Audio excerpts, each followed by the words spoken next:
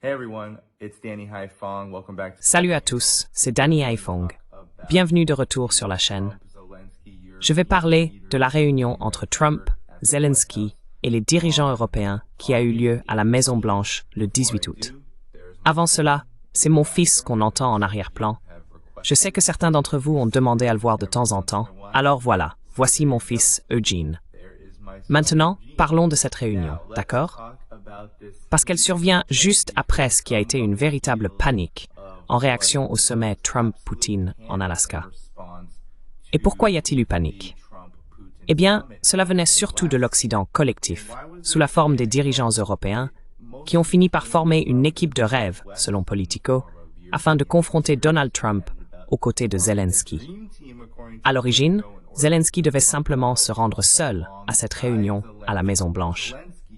Mais les dirigeants européens n'étaient pas d'accord.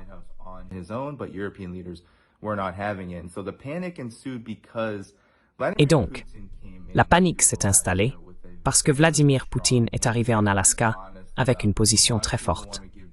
Il faut être honnête à ce sujet. Beaucoup de gens veulent attribuer du mérite à Donald Trump. Et quel que soit le crédit qu'on accorde à Donald Trump pour avoir simplement parlé à la Russie, il faut comprendre que le contexte ici est que l'Ukraine est en train de perdre sur le champ de bataille, que l'Ukraine n'a plus de cartes à jouer. Elle fait face à une pénurie de main-d'œuvre. Elle manque d'armes. Elle perd des hommes en âge de combattre. 650 000 d'entre eux ont fui l'Ukraine. Il y a une véritable crise dans ce conflit, et la guerre d'usure menée par la Russie s'est révélée incroyablement efficace. Je ne pense pas que ce soit une coïncidence si la Russie a réalisé ces énormes avancées dans la région de Pokrovski au moment même où Trump annonçait vouloir organiser un sommet avec Vladimir Poutine.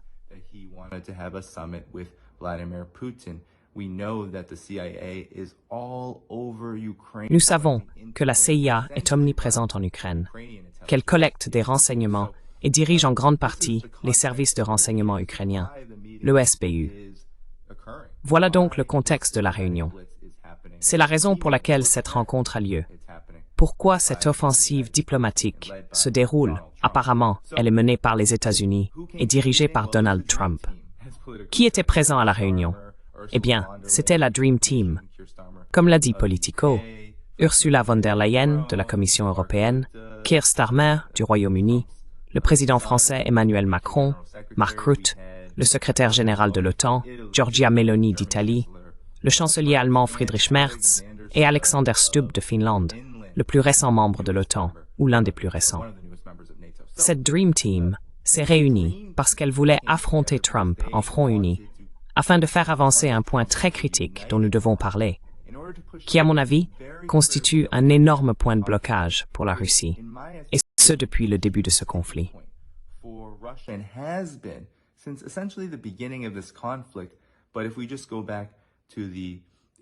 Mais si l'on revient simplement aux discussions d'Istanbul+, il s'agit d'un point de blocage majeur sur lequel la Russie n'a pas cédé, à savoir la question des garanties de sécurité.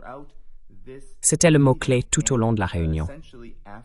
Essentiellement, après le sommet Trump-Poutine, Steve Witkoff a déclaré que Vladimir Poutine avait accepté des protections similaires à l'article 5 menées par les États-Unis.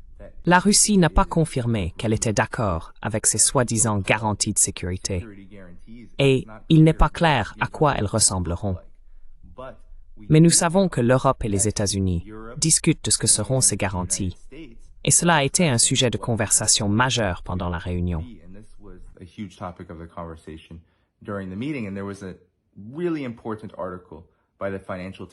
Il y a eu un article très important du Financial Times qui a révélé certains des éléments clés du contexte ayant précédé cette réunion, ainsi que ce que l'Ukraine et l'Europe étaient prêtes à offrir à Donald Trump afin d'obtenir des garanties de sécurité et d'en définir les modalités.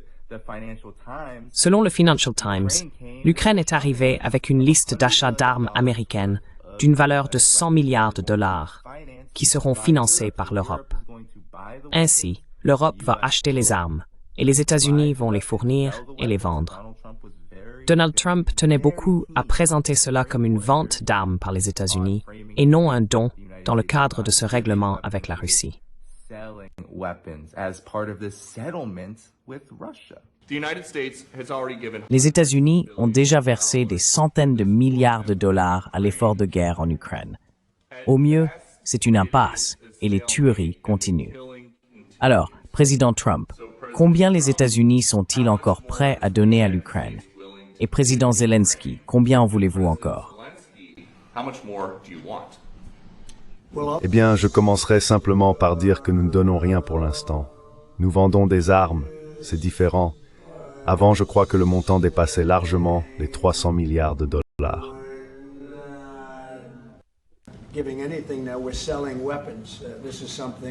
En plus de cela, l'Ukraine aurait essentiellement tenté de soudoyer Donald Trump en proposant pour 50 milliards de dollars de contrats de drones à des entreprises militaires américaines. Il y avait ce document, tout cela était sous la forme d'un document, envoyé aux alliés européens, affirmant qu'une paix durable ne doit pas reposer sur des concessions et des cadeaux gratuits à Poutine, mais sur un cadre de sécurité solide. L'Ukraine exige davantage de systèmes patriotes, dit précisément, et exclut toute concession territoriale à la Russie. On a vu des images de Volodymyr Zelensky montrant une carte à Trump et lui disant apparemment « Voici qui contrôlait exactement ces zones, et l'Ukraine ne devrait pas être forcée d'abandonner quoi que ce soit. »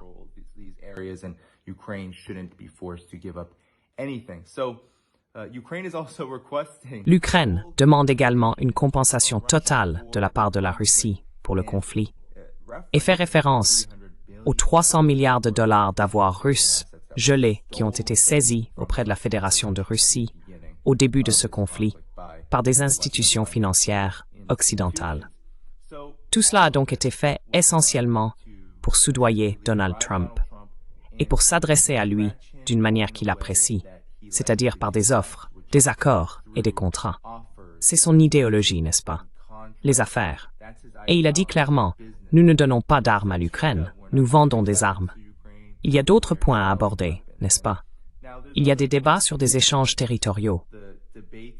La Russie a été très claire sur le fait qu'elle ne violera pas sa propre constitution et ne renoncera pas à ces territoires qui ont voté par référendum il y a quelques années pour rejoindre la Fédération de Russie, Zaporizhia, Kherson.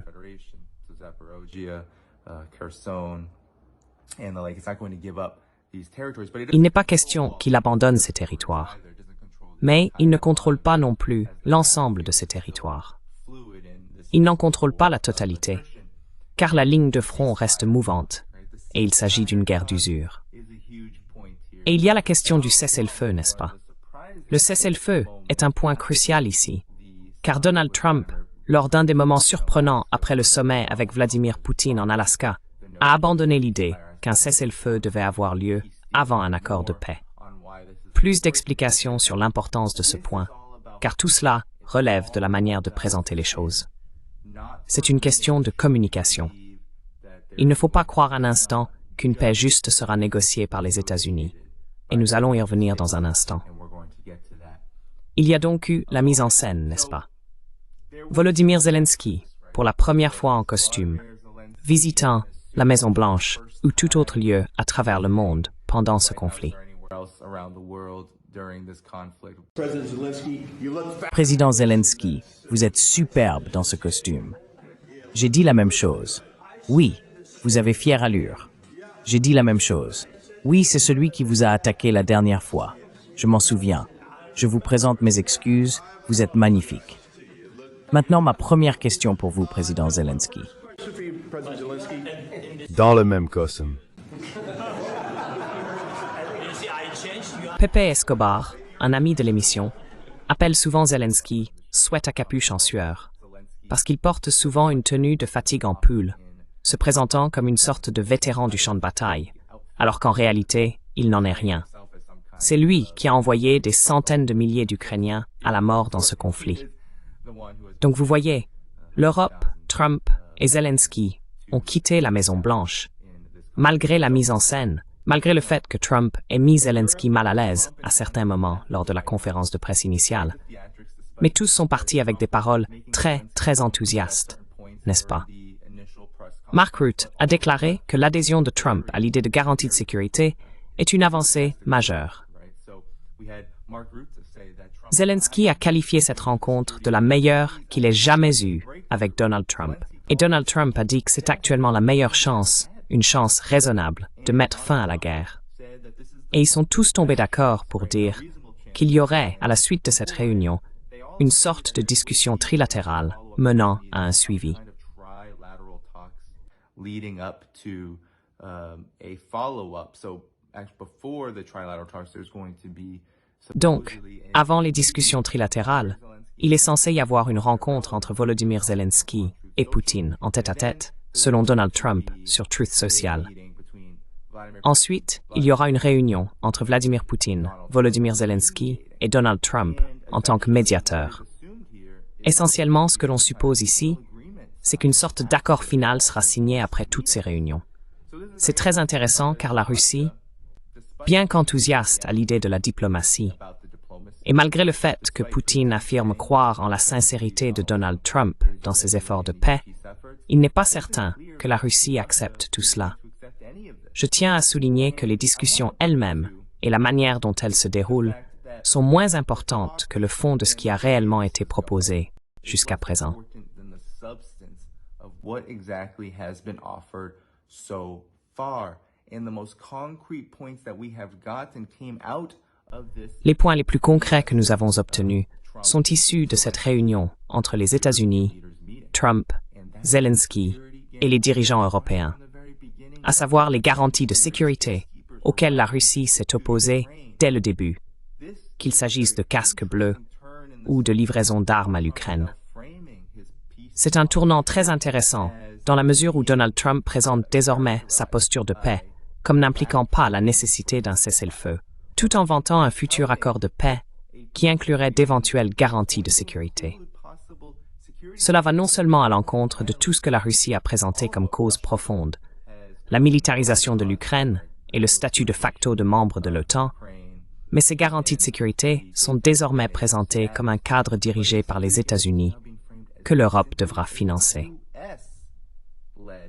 Framework, which Europe will pay for. So do you see the spin here? Because if Russia were to accept, Voyez-vous la manipulation ici? Russia essentially is Parce que si la Russie acceptait une telle chose, elle accepterait essentiellement un cessez-le-feu. are having a hard Et cela, je pense, est choquant pour beaucoup et va surprendre ceux qui ont du mal à comprendre ce qui se passe réellement ici. Car il y a beaucoup de mots, beaucoup de discours et de nombreuses annonces, surtout du côté de Trump.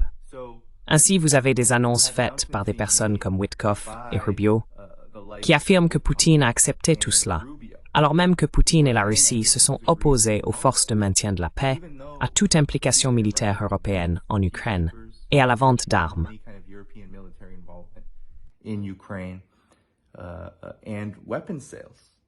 Now, maybe there's a chance that Maintenant, Vladimir il est possible que Vladimir Poutine ait reculé sur certains points. Mais alors la question est pourquoi? Nous savons que la Russie est en train de gagner la guerre. winning the war Et nous savons que la Russie souhaite mettre fin à la guerre. does want to stop. C'est essentiel.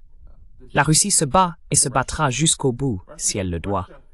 Mais elle a toujours affirmé qu'elle ne voulait pas en arriver là, qu'elle souhaitait parvenir à un règlement négocié. To come to a negotiated Il est donc possible que la Russie soit satisfaite de ce qui a été accompli jusqu'à présent et qu'elle soit prête, tant qu'elle obtient des concessions de la part des États-Unis, de l'OTAN, de l'Europe ou d'autres, sur certains points. Et nous ne savons pas encore lesquels, mais parce que les États-Unis n'offrent que des soi-disant concessions territoriales qui ont déjà été obtenues. Voilà. only is offering so-called territorial concessions, Voilà. which have already been had, right? Even though they're not acknowledged and it's in Même si cela n'est pas reconnu et que cela se déroule en pleine guerre, une guerre par procuration qui se joue sur le champ de bataille, la Russie détient le territoire qui est censé être concédé, n'est-ce pas? right. Donald Trump a sermonné Zelensky. Vous devez abandonner la Crimée, l'idée de la Crimée. Eh bien, c'est une conclusion évidente. Cela l'est depuis 7 ou 8 ans maintenant. Donc, c'est la situation sur laquelle je pense que nous devons être très critiques, à savoir qu'il y a beaucoup de communication et d'images publiques. Et je crois que Donald Trump essaie de conclure rapidement un accord avec la Russie en raison de la situation désespérée dans laquelle se trouve l'Ukraine. L'Ukraine a désespérément besoin de répit. Elle a désespérément besoin d'une pause.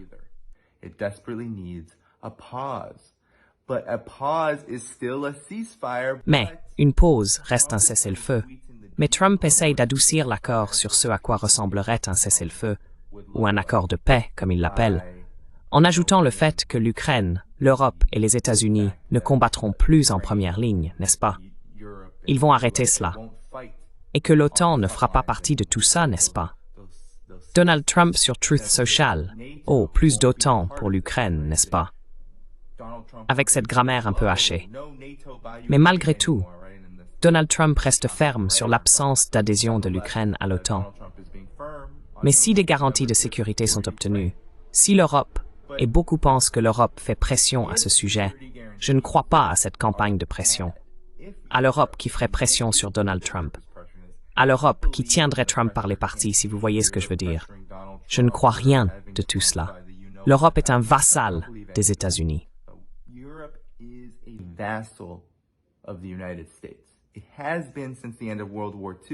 C'est ainsi depuis la fin de la Seconde Guerre mondiale. C'est une histoire clé. Lorsque les États-Unis sont devenus une superpuissance, qu'était l'Europe? Elle était détruite et contrainte de jouer un rôle subalterne parce qu'il fallait la reconstruire. Elle n'avait plus rien pour se relever. Et bien sûr, la plupart des Européens, en particulier en Europe de l'Ouest, étaient farouchement anticommunistes. Ils ne voulaient rien avoir à faire avec l'Union soviétique. Alors ils se sont regroupés et ont permis aux États-Unis, grâce à Bretton Woods et à d'autres accords, de devenir la superpuissance parce qu'ils ne pouvaient pas l'empêcher. Ils se sont essentiellement placés sous le parapluie américain à partir de ce moment-là. Et c'est l'histoire de l'Europe depuis plus de 70 ans. Donc je ne crois pas une seconde à cette idée selon laquelle l'Europe jouerait un double jeu ou ferait pression dans un sens ou dans l'autre.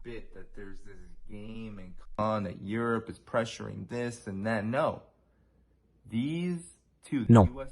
Ces deux-là, les États-Unis et l'Europe, sont liés comme les deux doigts de la main autour du même agenda. L'agenda d'affaiblir et de contenir la Russie n'a pas cessé. Et ce discours sur les garanties de sécurité devrait susciter de vives inquiétudes. Mais il y a ici de profondes contradictions, n'est-ce pas? Parce que nous savons que l'Europe et les États-Unis n'ont plus vraiment beaucoup de sécurité à offrir. Les armes se sont taries. Nous savons que, même si Donald Trump, pendant un temps, a interrompu les transferts d'armes et les a ensuite repris, peu de choses parviennent à l'Ukraine. Ce n'est pas comme si les États-Unis disposaient d'une quantité illimitée de missiles Patriot ou de Javelin, dont Donald Trump se vante toujours d'avoir fourni à l'Ukraine lors de son premier mandat. Il n'y a vraiment plus rien à donner.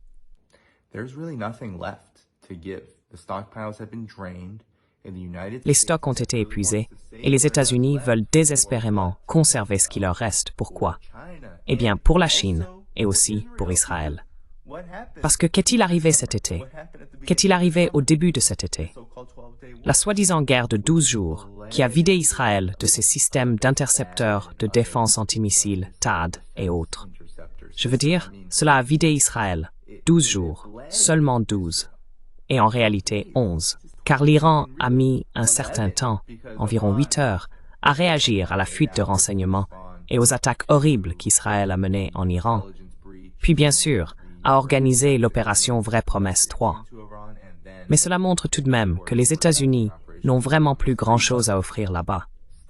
Alors même qu'ils sont profondément investis dans la protection d'Israël, et veillent à ce qu'Israël reste un avant-poste militaire pour les intérêts américains dans cette région.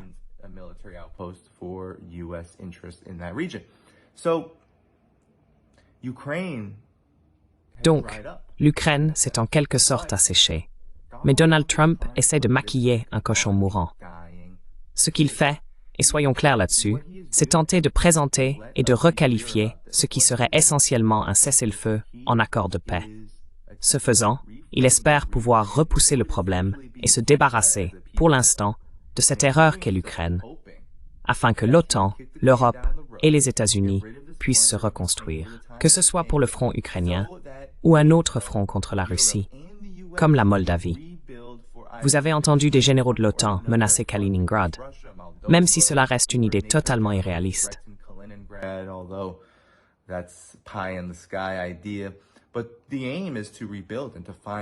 Mais l'objectif est de reconstruire et de trouver d'autres fronts contre la Russie, et cela pourrait encore être l'Ukraine. Il n'y a aucune garantie. Maintenant, il y a eu un moment pendant cette réunion, une sorte d'hystérie, où Donald Trump a dit qu'une question avait été posée à Volodymyr Zelensky par, je crois que c'était Fox News, qui était dans le public, parmi la presse, et il a demandé « Allez-vous organiser des élections ?» Et Zelensky a répondu que tant qu'il y aurait la guerre, il ne pourrait pas organiser d'élections, parce qu'ils avaient besoin de sécurité. Quelque chose dans ce genre. Et Donald Trump a plaisanté. Eh bien, si ça dure encore 3 ans, ça veut dire pas d'élection pendant 3 ans. Je ne sais pas ce que nous en pensons tous.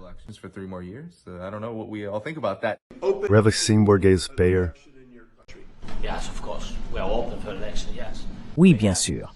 Nous sommes ouverts à organiser une élection. Oui, nous devons prendre en compte les conditions de sécurité. Et aussi, nous devons travailler avec le Parlement, car pendant la guerre, on ne peut pas organiser d'élection. Mais nous pouvons assurer la sécurité. Nous avons besoin, peut-être, nous avons besoin d'une trêve, oui, partout sur le champ de bataille, dans le ciel, en mer, afin de permettre aux gens d'avoir des élections démocratiques, ouvertes et légales. Donc vous dites que pendant la guerre, on ne peut pas organiser d'élections. Laissez-moi juste dire, dans 3 ans et demi, donc vous voulez dire que si jamais nous sommes en guerre avec quelqu'un, il n'y aura plus d'élections? Ah, je me demande ce que vont dire les fausses informations. Il y a donc eu un moment de rire, mais cela révèle des problèmes profonds que les États-Unis ont créés, que l'OTAN a créés. Ils ont créé un État proxy, aujourd'hui un État résiduel, ou ce qui est en train de devenir un État résiduel qu'il faut réduire. Et si cela n'est pas réduit, alors la guerre ne s'arrête pas vraiment. Et Mark Sloboda, un ami de l'émission, qu'est-ce qu'il dit? Il dit que même si les États-Unis et l'Europe se retiraient complètement, cette guerre pourrait devenir une guérilla, et ces forces que les États-Unis ont déchaînées et renforcées pourraient passer dans la clandestinité et devenir des forces terroristes parce qu'elles détestent la Russie à ce point. Les banderistes, l'Azov, tous ces groupes, vous savez, les forces nazies ou néo-nazies, ou peu importe comment on les appelle, n'est-ce pas?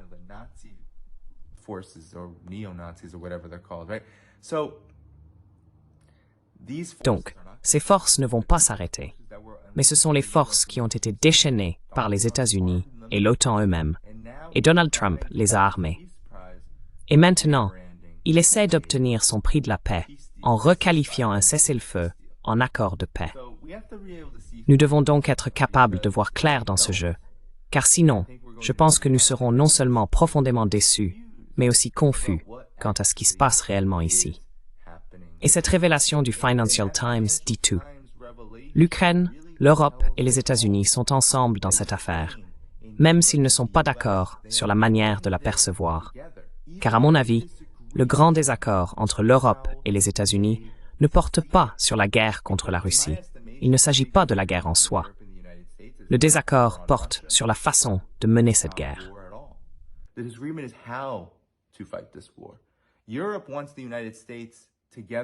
L'Europe souhaite que les États-Unis partagent sa vision idéologique. Aujourd'hui, sous Donald Trump, les États-Unis veulent s'en éloigner pour des raisons politiques et redéfinir leur politique étrangère sous le terme d'isolationnisme, tout en poursuivant en réalité l'hégémonie américaine. Car cet isolationnisme correspond en fait à ce que Donald Trump répète toujours à son cabinet. Il s'agit de rendre à nouveau les États-Unis numéro 1. Il a également déclaré, après le sommet avec Poutine, que les États-Unis étaient devenus la plus grande puissance en si peu de temps depuis son arrivée. Mais chaque fois qu'il parle de politique étrangère, il ne s'agit pas de devenir un acteur égal sur la scène mondiale, mais bien de devenir et de rester l'acteur dominant. Tout cela n'est donc qu'un changement d'image.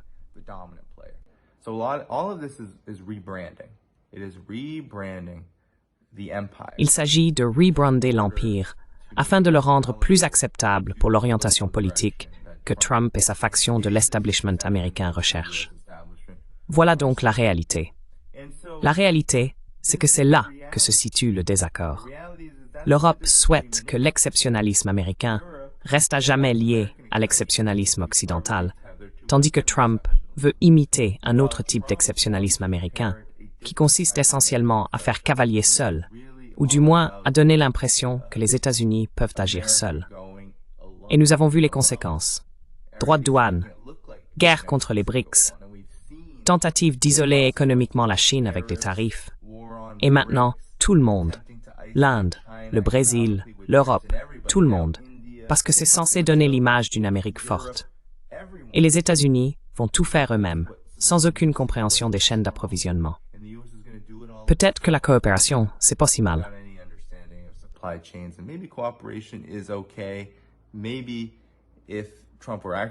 Peut-être que si Trump était réellement en faveur de la multipolarité, nous verrions un accord gagnant-gagnant avec d'autres pays.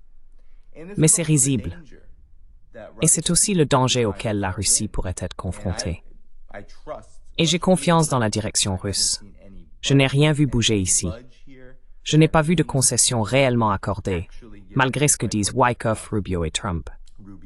Mais le vrai danger pour la Russie, c'est que si elle mise sur les États-Unis comme un partenaire normal, si elle se dit, eh bien, nous pouvons suspendre l'opération militaire, parce que nous avons suffisamment gagné, nous avons obtenu cette victoire, nous avons mis la pression sur l'Occident collectif et les États-Unis qui le dirigent pour qu'ils se retirent. Donc maintenant, nous pouvons travailler à des relations normales avec les États-Unis. Je ne m'y oppose pas. Je veux voir des relations normales entre la Russie et les États-Unis. Je veux vraiment voir cela, en fait. Ce serait incroyable.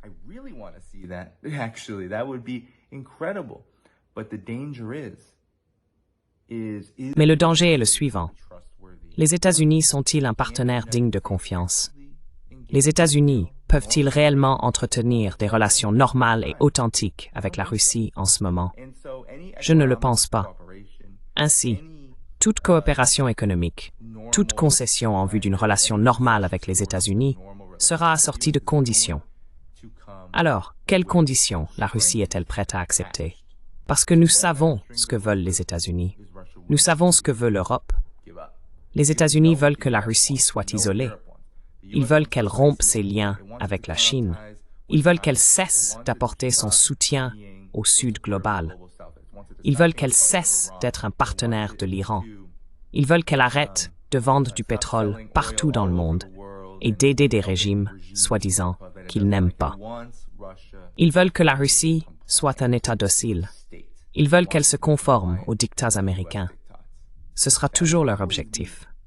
Ils veulent qu'elle soit un outil et un rouage de leurs propres ambitions impériales.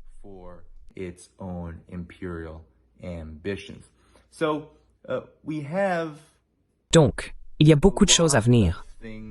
Nous avons, peut-être, nous n'avons pas beaucoup entendu parler de la date à laquelle cela aura lieu. Le sommet trilatéral et le sommet précédent est censé se tenir entre Poutine et Zelensky. Il y a eu beaucoup d'hésitation de la part de la Russie à rencontrer Zelensky pendant toute cette période, parce que, comme ils le disent toujours, la direction russe affirme que les conditions n'ont pas été remplies.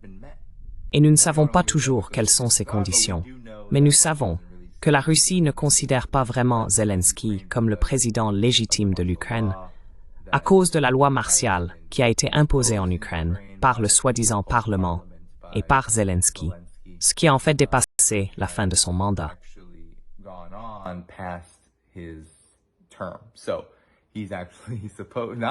Donc, en réalité, il n'est plus vraiment le président, ou du moins son leadership est discutable. C'est pas discutable selon les lois de l'Ukraine, mais ça l'est aux yeux de la Russie, et à vrai dire, d'une grande partie de la communauté internationale. Par exemple, vous ne verrez pas Zelensky se rendre en Chine de sitôt, ni dans beaucoup de pays qui considèrent que la position de la Russie dans le conflit ukrainien est la version factuelle et celle qui se trouve du bon côté de l'histoire. Nous devons donc analyser cela et faire preuve d'esprit critique. L'enthousiasme est justifié dans la mesure où la Russie est en train de gagner.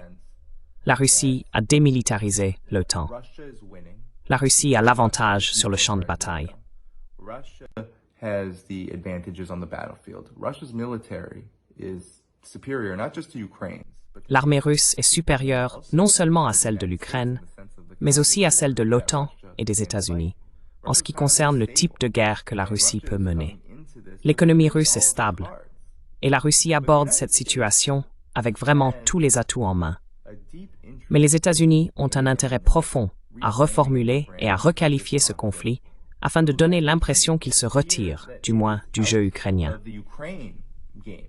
Mais ils ne renoncent pas à leur objectif global, qui est d'affaiblir la Russie. Et nous ne devrions pas sous-estimer les propos de l'ensemble de leur cabinet, y compris parfois ceux de Donald Trump lui-même, lorsqu'il parle de punir la Russie, lorsqu'ils évoquent la volonté d'affaiblir la Russie sur le plan économique. Rien de tout cela ne va s'arrêter. trying to weaken Russia economically. None of this is going to stop.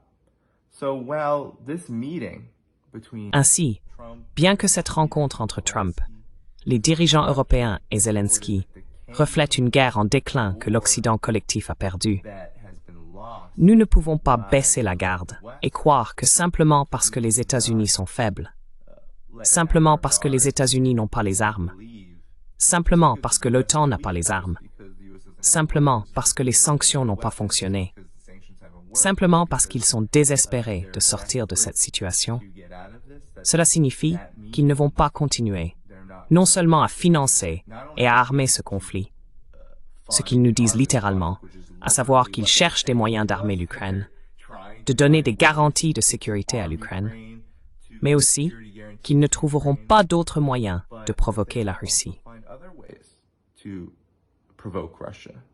And that is something the US empire can still Et c'est quelque chose que l'Empire américain peut encore faire. it can still L'Empire américain peut encore provoquer. cause Il peut encore terroriser. and losses. Il peut encore causer des victimes et des pertes. We've seen this in Gaza. Nous l'avons vu avec l'Iran. Nous l'avons vu à Gaza. See this over and Nous over. l'avons vu dans le conflit en Ukraine. The capability Nous le voyons encore et encore. Les États-Unis ont la capacité de détruire. Ils ont la capacité de causer des dégâts. Cela ne signifie pas qu'ils gagnent, mais les dégâts sont destinés à user le monde multipolaire. polarity, if we support Ainsi, si nous soutenons la multipolarité, si nous soutenons la cause de la paix, alors nous devons voir clair dans ce qui revient inévitablement à maquiller un empire mourant et en déclin, of a dying ainsi que les ambitions qui l'accompagnent. empire and the ambition